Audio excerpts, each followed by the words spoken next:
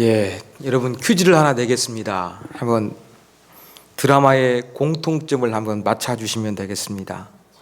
주군의 태양, 킬미 힐미, 하이드 지킬라. 여러분 이 드라마의 공통점을 아시겠습니까? 예, 다중인격을 다루는 그러한 드라마입니다. 의학적으로는 해리성 정체감 장애라고 합니다. 쉽게 말해서 사람은 하나인데 이 사람 안에 여러 개의 인격이 존재하는 거예요. 근데 이러한 다중인격 드라마가 인기를 끄는 이유가 우리가 소통을 잘해야 되는데 사회 속에서 사람들하고 소통이 안 되거든요. 그런데 내 안에도 소통이 안 되는 그 답답하고 서글픈 현실이 우리 삶 가운데 깔려있기 때문에 이러한 다중인격 드라마가 인기를 얻게 되었다. 이렇게 분석하기도 합니다. 자, 이렇게 다중인격을 가진 사람이 존재하는 것처럼 성경에도 여러 인격체인 것처럼 보이는 사람이 등장합니다. 그 대표적인 인물을 꼽으라면 사도 바울이라고 할 수 있습니다.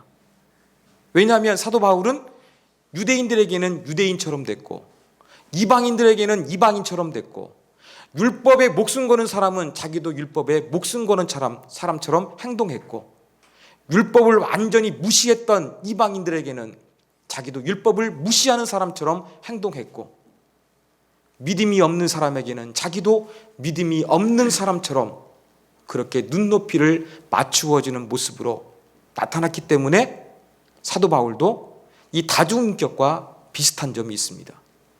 그런데 사도 바울은 다중인격이라고 말할 수가 없습니다. 왜냐하면 이 다중인격은요, 인격체마다 단절되어 있는 거예요. 예를 들어서 이 정성수란 사람 안에 A라는 인격과 B라는 인격이 있습니다. 그런데 제가 어떤 여인을 좋아해요. 예를 들어서 김태희라는 여인을 좋아합니다. 그때는 제가 A라는 인격을 가지고 있는 거예요. 그래서 김태희를 좋아하는 거예요. 근데 어느 순간 제가 B라는 인격으로 바뀌게 되었어요. 그때에는 다중인격에 빠진 사람은 이 B라는 인격체에서 김태희라는 존재는 모릅니다. 사랑의 감정도 없는 거예요. 다중인격은 인격체마다 단절되어 있어요. 근데 사도 바울의 모습은 어떻습니까? 유대인처럼 이방인처럼 율법에 목숨 거는 사람, 율법을 아주 무시하는 사람, 믿음이 없는 사람, 이러한 여러 가지의 모습이 보였지만 완전히 단절된 것이 아니라 그 안에는 공통분모를 가지고 있었습니다. 그 공통분모가 무엇입니까? 예수 그리스도예요. 예수님 때문에 다중인격처럼 보이게 되었지 바울은 분명히 한 인격을 가지고 있는 거예요. 여러분, 예수님을 위해서 다중인격 장애가 있는 것처럼 보이게 행동했던 사람 사도 바울입니다. 이러한 바울에게 우리는 이러한 별명을 붙여줄 수가 있습니다. 예수쟁이다. 여러분, 우리말 가운데 쟁이가 붙으면 이러한 의미를 가집니다. 그것을 나타내는 속성을 많이 가진 사람입니다. 허풍쟁이가 허풍을 많이 가진 사람인 것처럼 예수쟁이라는 말은 예수님 속성, 예수님 닮은 면을 많이 가진 사람이라는 것입니다. 바울은 다중인격처럼 보일 정도로 예수님의 속성을, 예수님 닮은 모습을 많이 가지고 있는 사람이었습니다. 구체적으로 우리가 그것을 살펴보기를 원합니다. 첫 번째입니다. 바울은 자기 자신을 낮추고 내려놓을 수 있는 그런 사람이었습니다. 여러분 19절에 보면은 이 바울이 자기를 소개할 때 자유인으로 소개합니다. 그렇지만 19절 뒷부분에 가면은 자기가 종이 되었다고 표현을 합니다. 왜 자유인인데 종이 되었을까요? 사도 바울 당시에는 노예에게는 자유가 없었어요. 노예는요, 주인이 지시하는 일을 그대로 하면 되는 거예요. 사도 바울은 스스로 자유인이지만 로마 시민권을 가지고 있는 인류 시민이었지만 사람들 앞에서 자기의 권리를 포기하고 모든 사람에게 맞춰주는 그러한 종이 되었다는 것입니다. 우리 사회에서 좀 갑질 논란이 참 가끔 우리를 분노하게 할 때가 있습니다. 자기의 그 힘과 지위를 이용해서 약자를 무시하고 깔보는 행동을 하는 것입니다.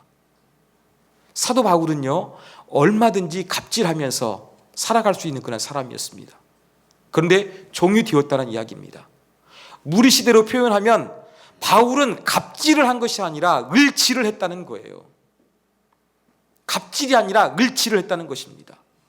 대접받고 존경받기보다는 오히려 자기가 종이 되어서 사람에게 맞추어주고 낮은 위치에 들어갔다는 이야기입니다.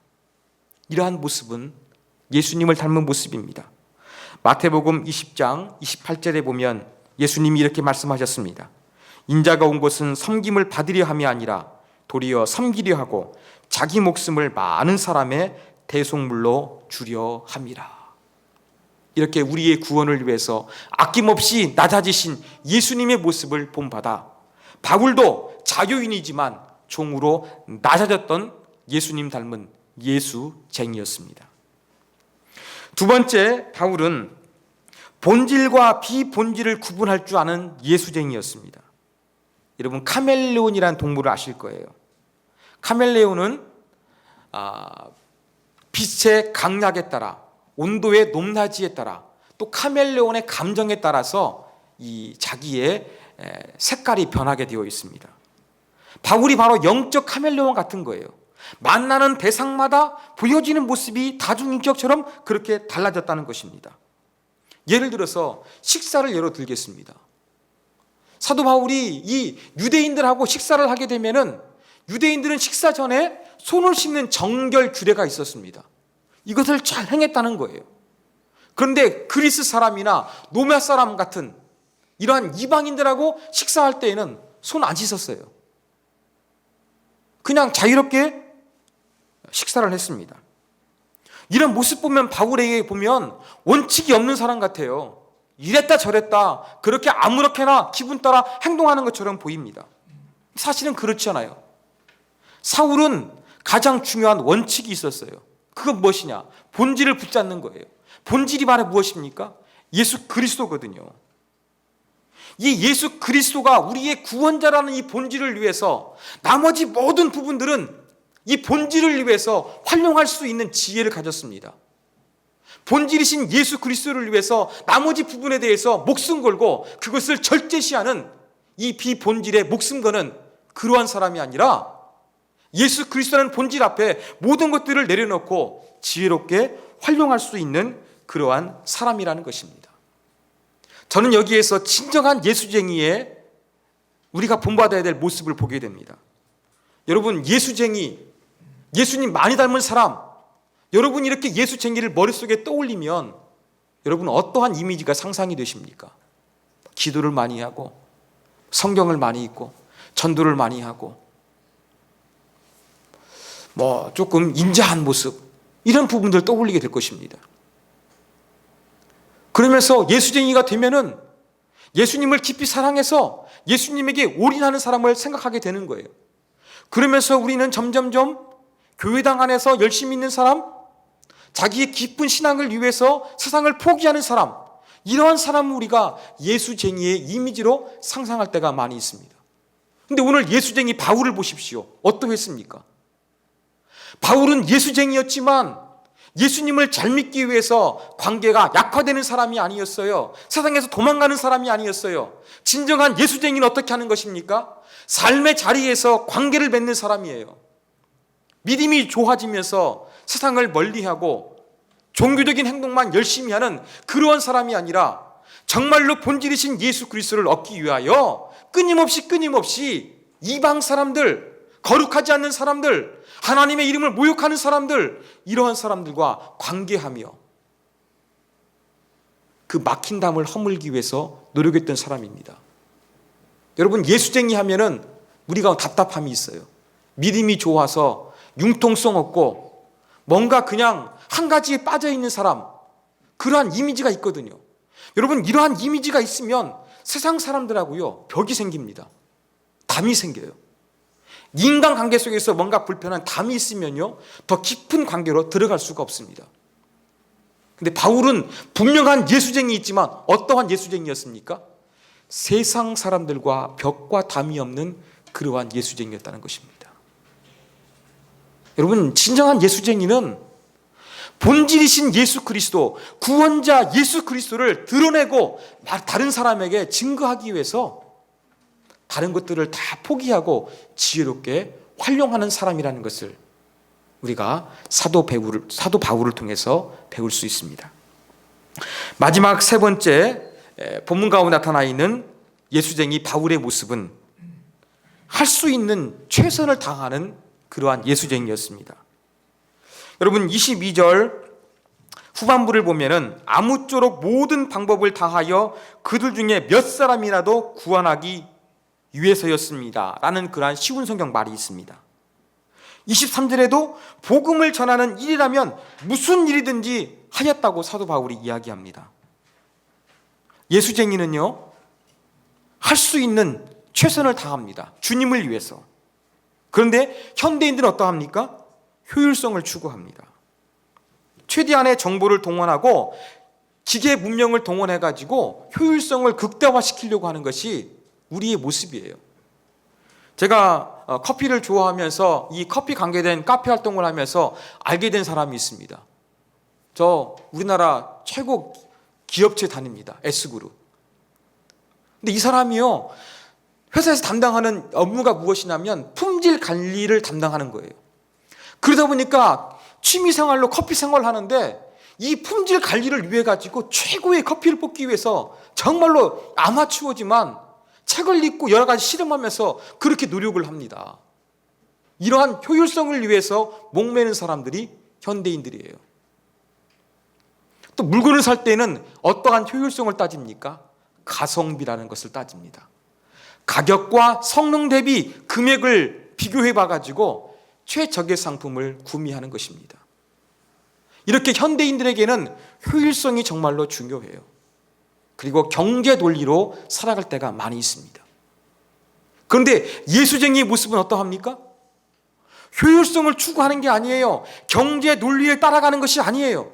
오늘 사도 바울의 모습 보니까 어떠한 모습 보여주고 있습니까?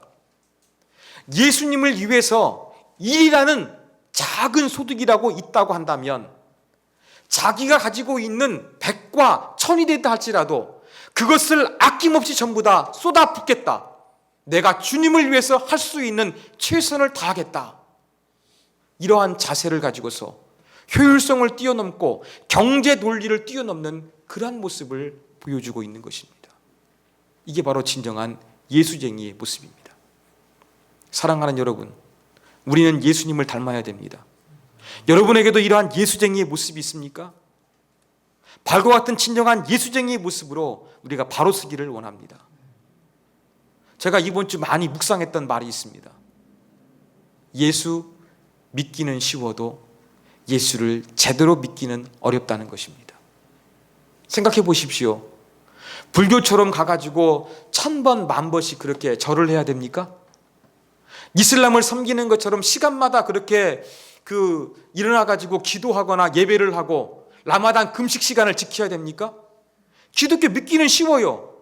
나 예수 믿는다고 입으로 고백하면 정말로 쉬운 거예요. 그런데 예수를 제대로 믿는 예수쟁이가 되기는 어렵습니다.